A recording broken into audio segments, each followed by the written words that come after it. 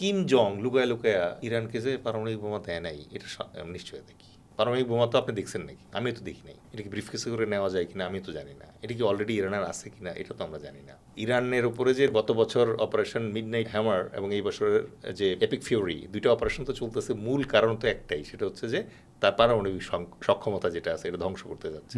তাইলে ইরানের পারমাণবিক সক্ষমতা আছে কিন্তু পারমাণবিক ওয়ারহেড নাই, এইটা কে প্রমাণ করতে পারবে? মানে আমি যখন আপনাকে কন্টিনিউয়াস এই কারণে মারতেই থাকবো, মনে করেন যে আমি সন্দেহ করছি যে আপনার পকেটে একটা ছুরি আছে এবং এই সন্দেহের বশবর্তী হয়ে আমি আপনাকে হিট করতেছি এবং একটা সময় এমন অবস্থা হইলো যে আপনার যান বাঁচানো ফরজ হয়ে দাঁড়াইলো, তখন ছুরি যদি থাকে তাহলে আপনি এটা বের করবেন। ইরানের পারমাণবিক ওয়ারহেড পাওয়ার সোর্স মিনিমাম 3টা আছে, চীন, রাশিয়া, উত্তর কোরিয়া। তার ওখানে তো অলরেডি এনরিচ ইউরেনিয়াম ছিলই, নাতানজে যেটা ছিল। ওরা যেটা বলতেছিল যে 6 থেকে 10 সপ্তাহ সময় পেলে পরে এটাতে পারমাণবিক বোমা বানানো যাবে। গত বছর অ্যাটাকের পরে বাই দিস টাইম বানাইছে কিনা এটার তো কোনো নিশ্চয়তা নাই। বানাইলে কি কেউ বলবে যে বানাইছি? কেউ বলে না। তো তার মানে আমি যদি টেকনিক্যালি ধরে নেই যে ইরানেরও আছে, আর এই যে এখন যে জাতিসংঘ সহ অন্য সবাই যে বলতেছে পারমাণবিক বোমা মারবে, পারমাণবিক বোমা মারবে, আপনি ইরানের খামেনি হলে আপনি কি করতেন?